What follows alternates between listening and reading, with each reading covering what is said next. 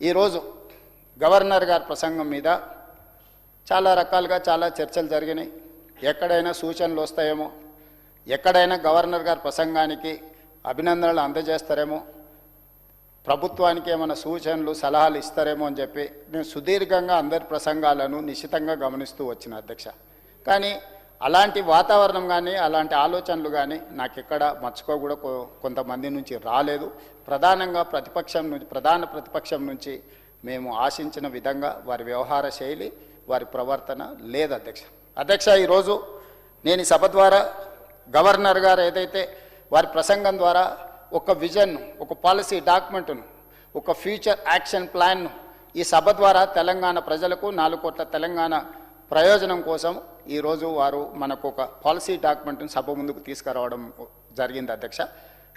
ఈ policy document తయారు చేసే ముందు, మంత్రివర్గం ఆమోదించే ముందు, మంత్రివర్గం ఆమోదించిన ప్రసంగానికి గవర్నర్ గారు ఆమోదం తెలిపే ముందు చర్చలు జరిగినాయి అధ్యక్ష. దీనికి ప్రధానమైన కారణము గత చరిత్రను అనుభవాలుగా మార్చుకుంటూ భవిష్యత్ ప్రణాళికలను మనం రచించుకోవాలని చెప్పి మంత్రివర్గ సహచరులు అదేవిధంగా గవర్నర్ గారితో చర్చించి ఈ ప్రసంగాన్ని పొందుపరిచిన అధ్యక్ష. ప్రతి అక్షరం వెనకాల, ప్రతి అంకె వెనకాల ఒక విశ్లేషణ, దానికి సంబంధించిన ఆధారాలను, చరిత్రను అంచనా వేసుకొని భవిష్యత్ ప్రణాళికలను మేము రచించుకోవడం జరిగింది అధ్యక్ష. ఈ సందర్భంగా నేను ప్రాతినిధ్యం వహిస్తున్న పార్టీ ఈ దేశానికి అందించిన సేవల్ని, స్వతంత్రం వచ్చిన తర్వాత ఈ దేశంలో జరిగిన పరిణామాలను కూడా ఈ సభ ద్వారా, తమరి ద్వారా 4 కోట్ల తెలంగాణ ప్రజలతో నేను పంచుకోవాలని భావిస్తున్నాను అధ్యక్ష. దేశ ప్రజలు రాచరికంలో మగ్గుతున్నప్పుడు, ఆధిపత్యం చెలాయిస్తున్నప్పుడు, మిగతా భారతదేశంలో బ్రిటిషర్స్ అయినా, తెలంగాణ హైదరాబాద్ రాష్ట్రంలో నిజాం నవాబులైనా ఇక్కడ రాచరిక వ్యవస్థ నడుపుతున్నప్పుడు ప్రజాస్వామ్యం ఉండాలి, ప్రజలు ఎన్నుకున్న ప్రభుత్వం ఉండాలని కాంగ్రెస్ పార్టీ చేసిన సుదీర్ఘమైన పోరాటం ఈ దేశానికి స్వతంత్రాన్ని అందించడం జరిగింది అధ్యక్ష. ఆ సమయంలో వేలాది మంది అమరులు అవ్వడమే కాకుండా ఈ దేశానికి స్వతంత్రం తెచ్చి ముందు వరుసలో నిలబడిన మహాత్మా గాంధీ గారు, పండిత్ జవహర్లాల్ నెహ్రూ గారు లాంటి వాళ్ళు, సర్దార్ వల్లభాయ్ పటేల్ గారు లాంటి వాళ్ళు చాలామంది, కొన్ని పేర్లే నేను ఇక్కడ ప్రస్తావిస్తున్నా, వీళ్ళందరూ కూడా ఎన్నో త్యాగాలకు ఎంతో వాళ్ళు వ్యూహాత్మకంగా వ్యవహరించి ఎత్తుగడలతో తీసుకున్న నిర్ణయాల వల్ల మన దేశానికి స్వతంత్రం వచ్చింది అధ్యక్ష. స్వతంత్రం వచ్చినప్పుడు బ్రిటిషర్స్ కూడా వీళ్ళు పరిపాలించుకోలేరు, వీళ్ళకు పరిపాలన చేత కాదు, వీళ్ళకు చదువు అక్షరజ్ఞానము లేదు, అదేవిధంగా కరువు కాటకాలతో వీళ్ళు చనిపోతారు అనే ఒక ఆలోచనతోని వారు మనకు స్వతంత్రం ఇచ్చిండ్రు అధ్యక్ష. మొట్టమొదటి ప్రధానమంత్రి పండిత్ జవహర్లాల్ నెహ్రూ గారు ఈ దేశ ప్రధానమంత్రిగా బాధ్యతలు చేపట్టినప్పుడు మత కల్లోలాలు పతాక స్థాయికి చేరుకున్నాయి అధ్యక్ష. ఒక రకంగా 524 సంస్థానాలు ఎవరికి వాళ్ళు యమునా తీరే అన్నట్టుగా వ్యవహరించడం, ఎన్నో రకాల సమస్యల్ని, సంక్షోభాన్ని ఎదుర్కొనే సమయంలో ఈ భారతదేశానికి మొట్టమొదటి ప్రధానమంత్రిగా పండిత్ జవహర్లాల్ నెహ్రూ గారు బాధ్యత చేపట్టారు. వారు వారసత్వంగా ఈ దేశ ప్రధానమంత్రి కాలేదు అధ్యక్ష. దేశ స్వతంత్రం కోసం పోరాటం చేసి 10 సంవత్సరాలు జైల్లో శిక్షను అనుభవించి ఈ దేశ ప్రజల కోసం సర్వం త్యాగం చేసి వాళ్ళ తండ్రి మోతీలాల్ నెహ్రూ గారు వజ్రాల వ్యాపారం చేస్తూ వేలాది కోట్ల రూపాయలను సంపాదించిన వాటిని కూడా దేశ ప్రజలకు దారదత్తం చేసి ఈ దేశానికి తమ విలువైన ఆస్తులను, ప్రాణాలను ఈ దేశం కోసం వడ్డీ స్వతంత్రం తెచ్చిన స్వతంత్ర భారతదేశంలో ఈ దేశాన్ని నిర్మించాలా, ఈ దేశాన్ని బలంగా నిలబెట్టాలి అని చెప్పి పండిత్ జవహర్లాల్ నెహ్రూ గారు తీసుకున్న ప్రణాళికలే ఈరోజు ప్రపంచంలో ఒక బలమైన శక్తిగా భారతదేశం అవతరించింది అధ్యక్ష. మొట్టమొదటి ప్రధానమంత్రి పండిత్ జవహర్లాల్ నెహ్రూ గారు ఆనాటి ఉన్న పరిస్థితులు, 35 కోట్ల జనాభా ఆకలితో అలమటిస్తున్నారు, నిరక్షరాస్యత విలయతాండవం చేస్తుంది, మత కల్లోలాలు ఆకాశాన్ని అంటినాయి. ఆ సంక్షోభాన్ని ఎదుర్కొని ఈ దేశాన్ని భవిష్యత్తులో బలంగా నిలబెట్టాలి అని అంటే ఆనాడు తీసుకున్న పాలసీలు మొట్టమొదటి ప్రాధాన్యత ఎడ్యుకేషన్ అండ్ ఇరిగేషన్.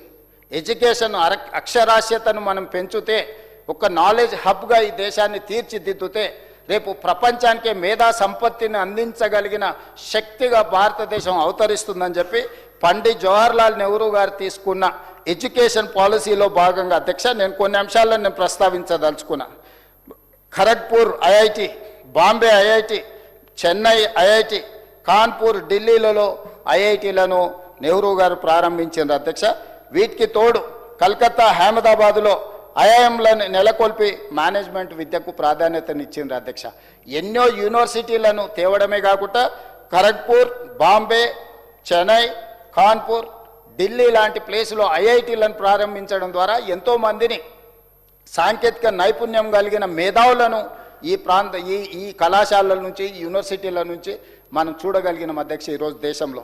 అదేవిధంగా ఐఐఎంలకు సంబంధించి కూడా మనకు కలకత్తా, అహ్మదాబాద్లో ప్రారంభించి వాటికి ఒక బలమైన పునాది వేసి ఒక నాలెడ్జ్ హబ్గా ప్రతి పేదవాడికి విద్యను అందించాలన్న లక్ష్యంతో ఈరోజు భారతదేశంలో ఏ ప్రాంతానికి వెళ్ళినా తండాలలో, గూడాలలో, మారుమూల పల్లెల్లోకి వెళ్తే కూడా పాఠశాలల నుంచి, ప్రాథమిక విద్య నుంచి ఉన్నత విద్య వరకు ఈరోజు విద్యా వ్యవస్థ భారతదేశాన్ని మొత్తానికి అందించగలిగినామంటే ఆనాడు పండిత్ జవహర్లాల్ నెహ్రూ గారు విద్య పట్ల వేసిన ప్రణాళికలే ఈరోజు భారతదేశంలో ఒక నాలెడ్జ్ హబ్గా మారింది అధ్యక్ష.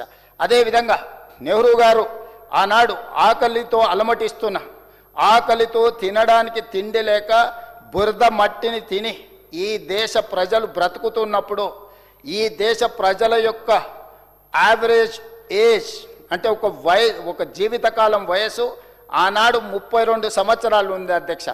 అంటే ఈ దేశంలో పుట్టినవాడు యావరేజ్ వాళ్ళ లైఫ్ స్పాన్ అనేది 32 సంవత్సరాలు ఉండే అధ్యక్ష. అట్లాంటి పరిస్థితి నుంచి జవహర్లాల్ నెహ్రూ గారు కట్టిన ప్రాజెక్టులను ఈరోజు మనం గుర్తు చేసుకోవాల్సిన అవసరం ఉంది అధ్యక్ష.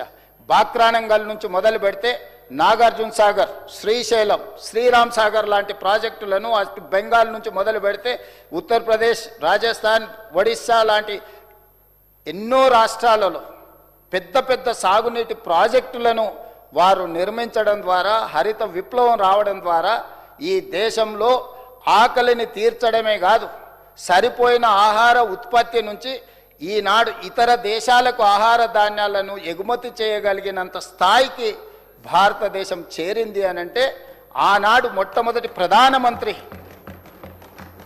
పండిత్ జవహర్లాల్ నెహ్రూ గారు ఇరిగేషన్ పట్ల, ఈ దేశ ప్రజల యొక్క ఆకలి పట్ల తన యొక్క ప్రణాళికను రచించి ఈ ప్రాజెక్టులను నిర్మించడం వల్ల ఎడ్యుకేషన్, ఇరిగేషన్లో ప్రపంచంలోనే ముందు స్థానంలో ఈరోజు భారతదేశాన్ని నిలబెట్టడం జరిగింది అధ్యక్ష.